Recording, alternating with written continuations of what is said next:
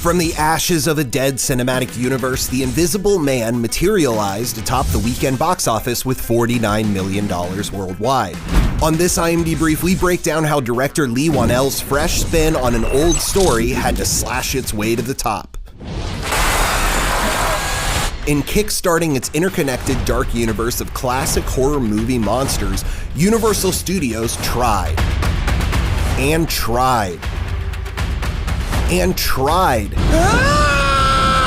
But failed to find a big hit to lead off an entire series of yearly films. Following the misfire of the Tom Cruise summer tentpole The Mummy, a Bride of Frankenstein remake with Javier Bardem and Angelina Jolie never came to life, and a planned Johnny Depp starring Invisible Man disappeared altogether. I'll show you who I am and what I am. In January 2019, the Dark Universe was declared dead.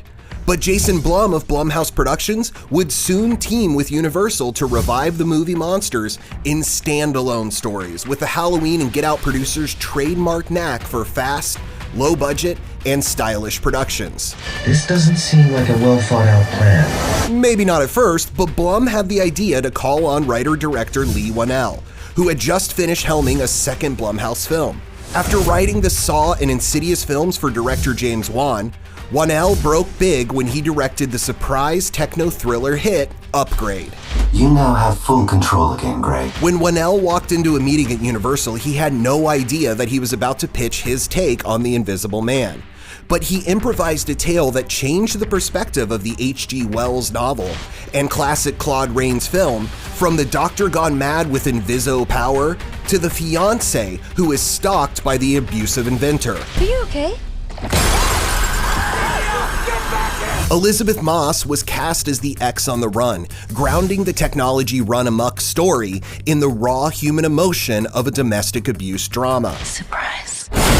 Without spoiling anything, The Invisible Man leaves a door open for more, but it's doubtful that Universal will take the opportunity to finally launch an interconnected dark universe off the back of this hit, because the studio insists any upcoming monster reboots will stand alone. Who's in charge here? Charlie's Angels writer-director Elizabeth Banks still has designs on a completely separate Invisible Woman movie, which was revealed in November 2019.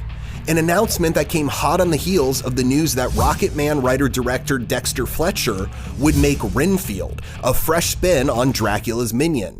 My salvation depends upon it. Whannell recently announced that he's up for a Dracula reboot of his own, one which focuses on how the Bloodsucker is a stone-cold psycho.